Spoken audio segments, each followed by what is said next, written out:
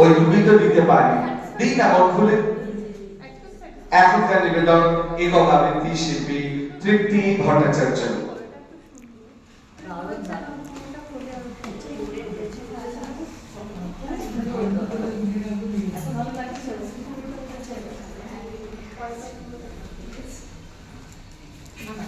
Hello, উপস্থিত সকলকে আমার প্রীতি ও শুভেচ্ছা জানিয়ে আজকে নিবেদন আমি শুরু করছি। আমার মিউজিকটা চলছে না, কিছু মনে করো না, মিউজিক ছাড়াই আমি শুরু করছি।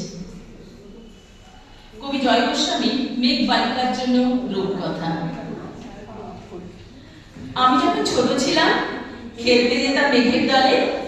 একদিন এক মেঘ বালিকা প্রশ্ন করলো কৌতূহলে, এই ছেলেটা নাম কি রে তোর? সে বলল, ফুসমন্ত। মেঘ বালিকা রেগে গেল, মিথ্যে কথা, নাম কি কখন হয় অমন? সে বলল, নিশ্চয়ই হয়, আগে আমার গল্প শোনো। সে বলল, শুনবো না যা, সেই তো রানী, সেই তো রাজা, সেই তো একই ঢাল তরোয়ার, সেই তো একই রাজার কুমার পক্ষী রাজে, শুনবো না, ওসব বাজে। আমি বললাম, তোমার জন্য নতুন করে লিখবো তবে। সে বলল, সত্যি লিখবি? বেশ, তাহলে মস্ত করে লিখতে হবে, মনে থাকবে, লিখে কিন্তু আমায় দিবি। আমি বললাম, তোমার জন্য লিখতে পারি এক পৃথিবী। লিখতে লিখতে লেখা যখন সবে মাত্র 2-4 পাতা, হঠাৎ তখন ভূত চাপলো আমার মাথায়। খুঁজতে খুঁজতে চলে গেলাম ছোটবেলার মেঘের মাঠে। গিয়ে দেখি চেনা মুক্ত একটিও নেই এই তল্লাটে। একজনকে মনে হলো ওর মধ্যে অন্যরকম। এগিয়ে গিয়ে বলি তাকে, তুমি কি সেই মেঘ বালিকা? তুমি কি সেই? সে বলল, আমার তো সব মনে নেই।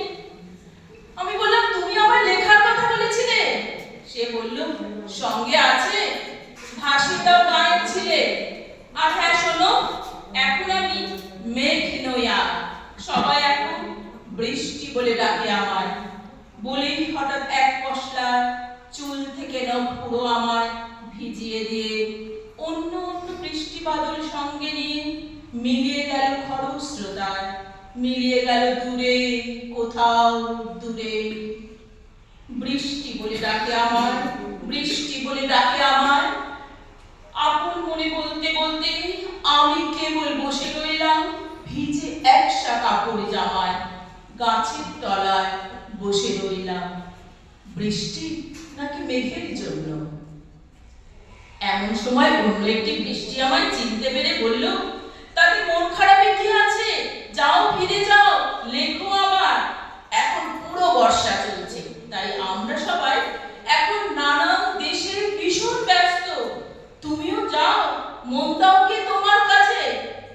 বর্ষা থেকে ফিরে আমরা নিজেই যাব তোমার কাছে। এক পৃথিবী লিখবো আমি, এক পৃথিবী লিখবো বলে ঘর ছেড়ে সেই বেরিয়ে গেলাম, ঘর ছেড়ে সেই ঘর বাঁধলাম গহন বনে। সঙ্গী শুধু কাগজ কলম, একাই থাকবো, একাই দুটো ফুটিয়ে খাবো, 2-1 মুঠো ধুলোবালি, যখনই যারা আসবে মনে তাদেরই লিখবো, লিখেই যাব। এক পৃথিবী, 100 রকম স্বপ্ন দেখার, সাধ্য থাকবে যে রূপকথা, সে রূপকথা আমার একা। ঘাড় গুজে দিন লিখতে লিখতে, ঘাড় গুজে রাত লিখতে লিখতে, মুছেছে দিন, মুছেছে রাত। যখন আমার লেখবার হাত অসাড় হলো, মনে পড়ল সাল কি তারিখ, বছর কি মাস, সেসব হিসেব আর ধরিনি। লেখার দিকে তাকিয়ে দেখি এক পৃথিবী লিখবো বলে একটা খাতাও শেষ করিনি। সঙ্গে সঙ্গে ঝমঝমে বৃষ্টি এলো খাতার ওপর, আজীবনে লেখার ওপর বৃষ্টি এলো এই অরণ্যে।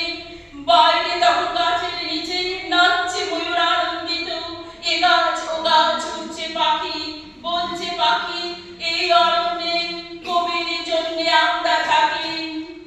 বলছে ওরা, কবির জন্য আমরা কোথাও, আমরা কোথাও, আমরা কোথাও হার মানিনি।